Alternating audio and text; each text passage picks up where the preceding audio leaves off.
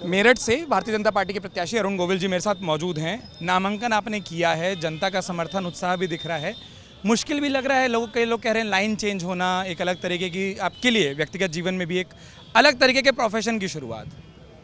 नहीं, इसमें क्या संशय क्या है? कोई संशय है इसमें? आपके विरोधी ये कह रहे हैं ना कि बदलाव इतनी जल्दी अडॉप्ट विरोधी होगा। है तो विरोधियों को कुछ तो कहना ही होगा ना। नहीं, मैं पहली बात तो मैं जो भी काम करता हूँ बहुत सोच समझकर विचार कर करता हूँ। मैं ऐसे ही किसी काम को करने के लिए नहीं शुरू हो जाता। तो मैं अगर यहाँ मैंने ये फैसला किया है कि हाँ मुझे चुनाव मैं लड़ूंगा इस बार, तो ये फैसला बड़ा सोच समझकर है। और मैं आपको बताऊं कि आप अगर अपने माइंड में क्लियर हैं, बिल्कुल आपकी प्रायोरिटीज़ क्लियर हैं, आपका लक्ष्य क्लियर है, आपकी स्ट्रैटेजीज़ क्लियर हैं, तो काम में ऐसा कभी नहीं होता कि वो काम ना हो या उस दिशा में आप ठीक रास्ते पे ना बढ़ जाएं। ज़रूर जाएंगे। अरुण जी, केशव जी से मेरी बात हुई थी, उप मुख्यमंत्री जी से, और वो कह रहे थे कि राम की छवि तो बहुत ज़रूरी है, और क्योंकि ये सवाल आपको देखकर खूब होता है, आपके नॉमिनेशन के ठीक बाद निकले थे, क्या आपको लगता है उस छवि का राजनीतिक फ़ायदे वाली जैसी कोई चीज़ भी है? देखिए, मैं एक व्यक्ति हूँ, ठीक है, और वो व्यक्ति जो है उसकी एक छवि बनी थी, ठीक है ना। पर मैं उस बात को मानकर नहीं चलता।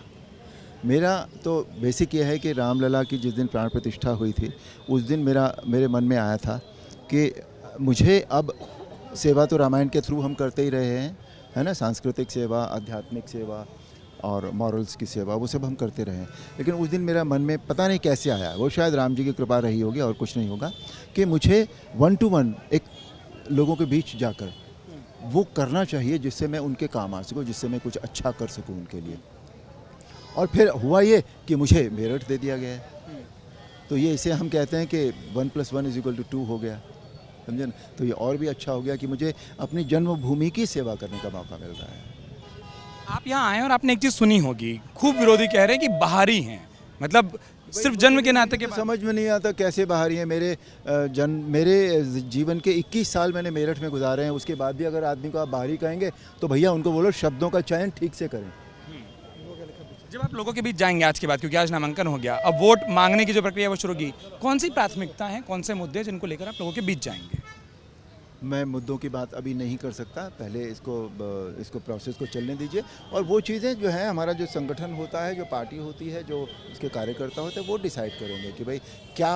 अभी मुझे यहाँ के जो अगर कोई समस्याएं हैं भी तो वो मुझे नहीं पता है ठीक से। मैं ऊपर से देख पाता हूँ, अभी मैं अंदर घुस के तो मुझे नहीं समझ में आएगा। आप लोगों के बीच जाएंगे तो आप उसको समझने समझने बीच जाएंगे तो समझ में भी आएगा, फिर उसके हिसाब से हम काम करेंगे। एक आखिरी सवाल, अभी तक आपके विपक्षी उम्मीदवार भी ढंग से तय नहीं कर पा रहे हैं, आपको जानकारी मिली होगी 2 दिनों में 2 बदलाव हुए, क्या वहाँ कोई कन्फ्यूजन दिख रही है उस गठबंधन में जिसे एक इंडिया एनडी कहा जा रहा है?